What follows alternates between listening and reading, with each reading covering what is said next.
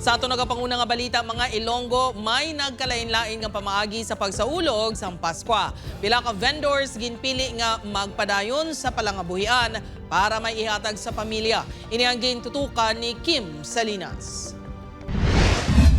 Sa tiyon sang Paskwa, nakaanda na ang pagtipon-tipon sa mga pamilya kung sa diin mayara sang salo-salo sa mga handa sa Noche Buena.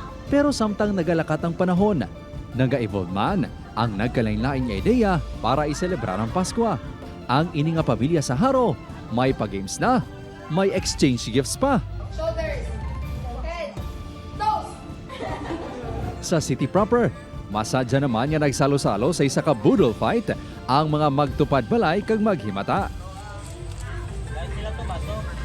Kung sila nag-enjoy sa Paskwa, may iban nga kinahanglan ana ipaiway ang ini nga tradisyon para sa palangabuhian kag sa palabuton. Ini nga mga fruit vendor ang padayon sa ila pagpaninguha sa kilid sang dalan sa Haro Plaza.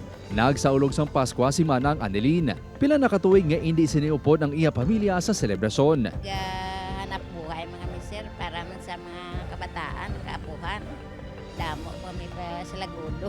Ang street food vendor nga si Manong Cesar magahingagaw nga makaupod ang iya pamilya sa tiyon sang Paskwa. Bangod nagpuas na ang mga customer. Pagkita kayo diyang mga income sir ay mga alas 12 ato nung mga balay. Sila ang pilalang sa nagpakita sa pagigugma sa ila pamilya, bisan mabudlay kag masubo.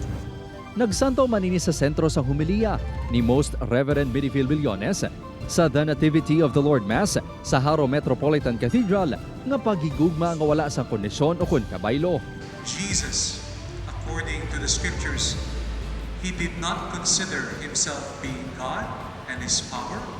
He emptied himself and took the form of a slave. This is called kenotic love. Mas nabatsagan pa ang espiritu sang Paskwa sang ginbit-bit ang imahen sang baby Jesus kag ginbutang sa pasungan. Saksi diri ang ginatos ka mga tumuluo nga naupod sa misa sang pagkabunag ni Jesucristo.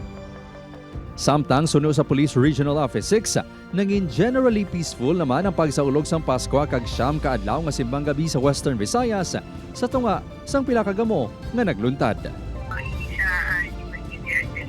Napapekto sa overall na pag-celebrate natin sa bilog na pag-ibig sa Western Visayas. No? At na hindi siya mga incidente na respondihan naman hindi siya immediately. Upod Caramel Porquia, Kim Salinas, 1 Western Visayas.